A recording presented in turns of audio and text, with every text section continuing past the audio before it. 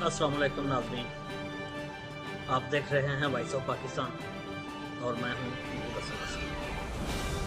नाज़रीन।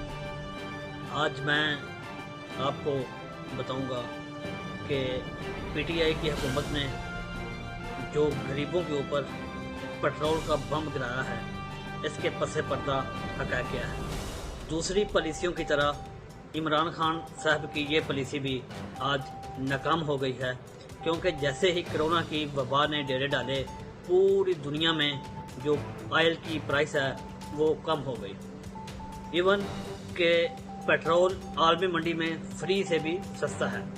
तो इस इसराम में हुकूमत को चाहिए था कि ऑयल की जो कीमत है उसको कम ना करते और जो भी उसका रेट था उसके मुताबिक वो लोगों को ऑयल की जो फैसिलिटी थी वो देते रहे, ताकि जो उसका प्रॉफिट आता, जो पैसे एक्स्ट्रा आते, वो हुकूमत के ख़जाने में जमा हो जाते और वो किसी न किसी तरीके से हुकूमत उसे इस्तेमाल कर लेती ताकि गरीबों पर बोझ ना पड़ता। लेकिन इमरान खान ने पता नहीं किसके कहने पर 7 रुपये पेट्रोल सस्ता कर दिया और लोग लाइनों में लग गए। पेट्रोल माफिया ने पेट्रोल की सप्लाई बंद कर दी और हुकूमत ने इस सिलसिले में कोई इकदाम नहीं किया। बड़े बुलंदो बांग दावे किए गए कि हम पेट्रोल माफिया को नहीं छोड़ेंगे, हम इनको उल्टा लटका देंगे, हम इनके लाइसेंस कैंसिल कर देंगे। मगर 2 हफ्तों 3 हफ्तों की जलालत के बाद इमरान खान साहब ने अचानक 25 रुपये का इजाफा करके लोगों के ऊपर एक बम जो गिराया पेट्रोल का, उसने साबित कर दिया कि हुकूमत जो माफिया के आगे है वो घुटने टेकने पर मजबूर हो गई है।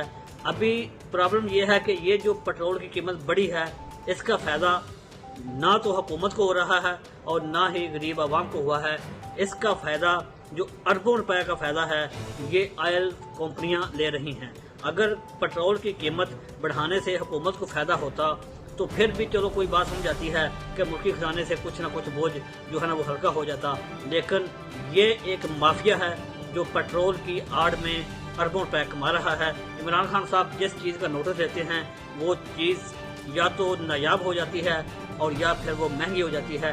अभी इमरान खान साहब सीमेंट का और गैस का नोटिस ले रहे हैं, तो हो सकता है कि आने वाले दिनों में ना सीमेंट मिले और ना ही गैस के सिलेंडर अवेलेबल हों। बात यह है कि इमरान खान साहब जो आपने तब्दीली का नारा लगाया था, वो नारा आपका अब समझ आ गई है कि तब्दीली नहीं आ सकती। तो मैं आज आपसे ये मुतालबा करता हूँ कि मेरा वोट मुझे वापस लौटा दो, हमें हमारा पुराना पाकिस्तान वापस लौटा दो जिसमें लोग खुशहाल थे। हमें हमारा पुराना पाकिस्तान वापस लौटा दो जिसमें लोगों को बुनियादी सहूलतें मिलती थी। हमें हमारा पुराना पाकिस्तान लौटा दो जिसमें मजदूर को उसकी मजदूरी की उजरत मिलती थी। हमें हमारा पुराना पाकिस्तान लौटा दो जिसमें लोगों को बुनियादी हकूक मिलते थे। नहीं चाहिए हमको नया पाकिस्तान जहां पर करप्शन का बाजार गर्म हो। नहीं चाहिए हमको नया पाकिस्तान जहां पर कानून की हुक्मरानी सिर्फ अमीरजादों के लिए हो। नहीं चाहिए हमको नया पाकिस्तान जिसमें मंदिरों की तमीर की जा रही हो। नहीं चाहिए हमको नया पाकिस्तान जहां पर सोशल मीडिया के जरिए लोगों की पगड़ियां उछाली जाएं। नहीं चाहिए मुझे नया पाकिस्तान जहां पर माफिया को अरबों रुपए की सब्सिडी दी जाए। नहीं चाहिए मुझे नया पाकिस्तान जहां पर लोगों के मुंह से आखिरी नवाले भी छीन लिए जाएं।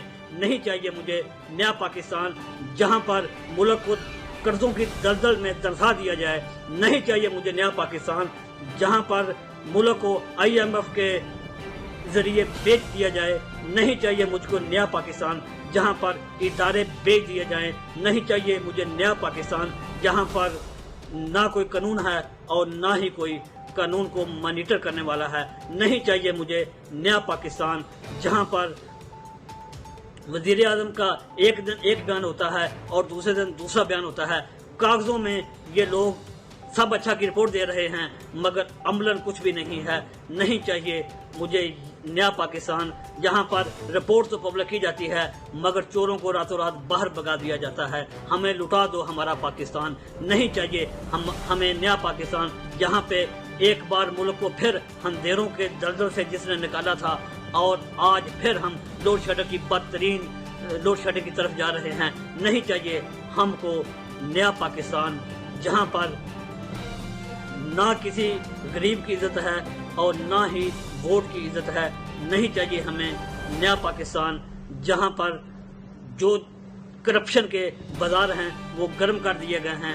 نہیں چاہیے ہمیں نیا پاکستان جہاں پر ریاست مدینہ کے خواب دکھا کر وہاں پر لوگوں کی زندگیوں سے کھیلا جا رہا ہے، لوگوں کو رسوا کیا جا رہا ہے، لوگوں کے منہ سے آخری نوالے بھی چھینے جا رہے ہیں۔ ہم نیا پاکستان میں خوش تھے، ہمیں ہمارا پرانا لیڈر لٹا دو۔ آج وقت نے ثابت کر دیا کہ پاکستان ایک ریاست ایک کرپٹ حکمران سے تو چل سکتی ہے مگر نااہل حکمران سے نہیں چل سکتی۔ دیکھتے رہیے وائس آف